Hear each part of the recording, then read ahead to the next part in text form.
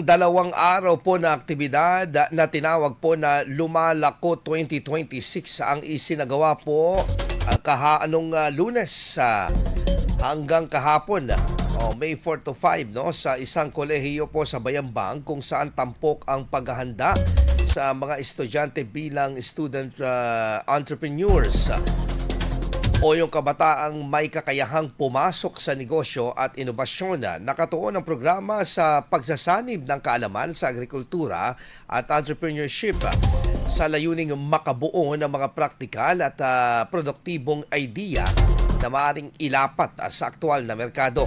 Sa nasabing aktibidad, ipinakita ng mga estudyante ang kanilang mga produkto at konseptong pangnegosyo sa pamamagitan ng entrepreneurial showcase. Kabilang dito ang Market Research Innovation Expo, Agri-Cuisine, Fruit Carving at ang Dish Gardening.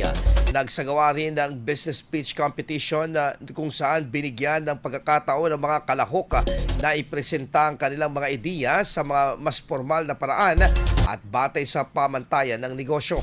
Ayon sa mga tagapag-organisa, layunin ng programa na palakasin ang kahalagahan ng agrikultura at negosyo sa lokal na pag-unlad habang hinahasa ang kakayahan, kritikal na pag-iisip at pagkamalikhain ng mga mag-aaral.